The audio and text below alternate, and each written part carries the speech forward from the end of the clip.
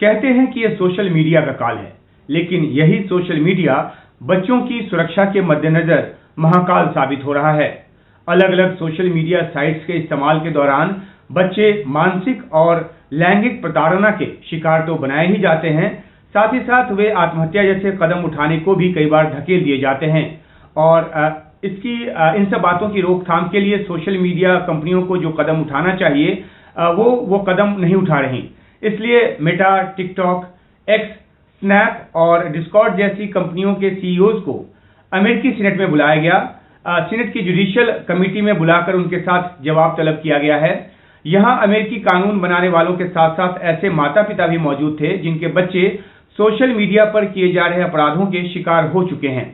इन माता पिताओं की गंभीर शिकायत है कि फेसबुक हो, टिकटॉक हो या ट्विटर, जिसे कि अब एक्स के नाम से जाना जाता है, इस तरह के जो सोशल मीडिया साइट्स हैं वहां पर बच्चों की ऑनलाइन सुरक्षा के लिए इन साइट्स से जुड़ी जो कंपनियां हैं, जो इन साइट्स को बनाने वाली कंपनियां हैं, वो कुछ नहीं कर रही। Big tech and online child sexual exploitation crisis नाम से आयोजित किए गए इस सत्र में 5 बड़ी कंपनियों के जो प्रमुख हैं वो पेश हुए। इनमें फेसबुक के फाउंडर मार्क जुकरबर्ग, टिकटॉक के सीईओ चाओजी च्यू, स्नैपचैट के को फाउंडर इवान स्पिगल, डिस्कॉर्ड के सीईओ जैसन साइट्रॉन और ट्विटर यानी कि एक्स की जो प्रमुख लिंडा जो है वो इसमें शामिल हुई। रिपब्लिकन और डेमोक्रेट्स दोनों ही दलों के अमेरिकी सीनेटरों ने इन कंपनी के प्रमुखों को बहुत ही खरी खोटी सुनाई। सत्र की अध्यक्षता कर रहे अमेरिकी सीनेट के मेजोरिटी व्हिप डिक डार्विन ने साफ कहा कि बच्चों को होने वाले ऑनलाइन खतरों के लिए सीधे तौर पर ये टेक्नोलॉजी कंपनियां जो हैं वो जिम्मेदार हैं। वे भरोसा और सुरक्षा के लिए जोड़ी जो निवेश या जो खर्च है वो नहीं करती हैं, बस सिर्फ अपना फायदा देखती हैं। इससे खासतौर पर बच्चों की सुरक्षा को बड़ा खतरा है। डिक डार्विन ने मार्क जुकरबर्ग को सीधे तौर पर कहा कि मिस्टर जुकरबर्ग, आपके हाथ जो हैं वो खून से सने हैं।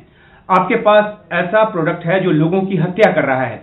और ये सब सुनकर मार्क जुकरबर्ग जो है उन्होंने तुरंत माफी मांगी। वहां मौजूद माता पिता जो जितने माता पिता थे उनकी तरफ मुखातिब होकर उन्होंने कहा कि मुझे इस बात का बहुत अफसोस है कि आप लोगों को इन सब बातों से गुजरना पड़ा है, ऐसी परिस्थिति से गुजरना पड़ा है, इस तरह की प्रताड़ना से गुजरना पड़ा है। ऐसा किसी परिवार के साथ नहीं होना चाहिए। जुकरबर्ग ने यह भी कहा कि सुरक्षा की खातिर जो मेटा है वो लगातार निवेश कर रही है और आगे भी वो निवेश करते रहेंगे ताकि किसी परिवार के साथ इस तरह की प्रताड़ना की जो स्थिति है वो ना हो। स्नैप के सीईओ इवान स्पिगल ने भी पीड़ित माता पिताओं से माफी मांगी। किशोर उम्र के ऐसे करीब 60 बच्चों के माता पिताओं ने 2023 में स्नैप के खिलाफ कानूनी मुकदमा दर्ज कराया हुआ है। स्नैप पर आरोप है कि वह बच्चों में नशीली दवाओं की तरफ मोड़ने की जो प्रवृत्ति है वो बढ़ा रहा है और उसकी रोकथाम नहीं कर रहा। स्पिगल ने कहा कि उन्हें खेद है कि वे ऐसी त्रासदी को नहीं रोक पाए हैं। हालांकि इन सीईओज ने अपने बचाव में भी कई तर्क दिए, कई दलीलें दी।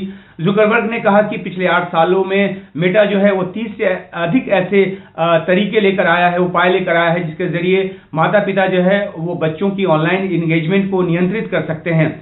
ये भी कहा कि मेटा ने सुरक्षा सुनिश्चित करने के लिए 2016 से अब तक तकरीबन 20 बिलियन जो अमेरिकी डॉलर हैं वो खर्च किए हैं और 40,000 नियुक्तियां की हैं। लोगों को इस काम पे लगाया है कि इन खतरों को कम से कमतर करें।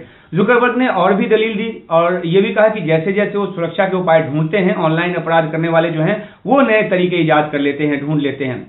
सीनेटरों ने कहा कि बच्चों को ऑनलाइन जो नुकसान पहुंचता है उस मामले में सोशल मीडिया कंपनियों को अधिक कानूनी देनदारी चुकानी होगी। इस तरह की व्यवस्था जो है वो की जानी चाहिए। अमेरिकी जो कांग्रेस के सदस्य जो हैं वो बच्चों के खिलाफ होने वाले ऑनलाइन अपराध को रोकने के लिए किड्स ऑनलाइन सेफ्टी एक्ट जैसे कानूनी प्रावधान लाने पर विचार जो है वो कर रहे हैं। बहुत से जो एडवोकेसी ग्रुप हैं उन्होंने इस तरह के कानून का समर्थन किया है, लेकिन ऐसे कानून से निजता भंग होने का भी खतरा है।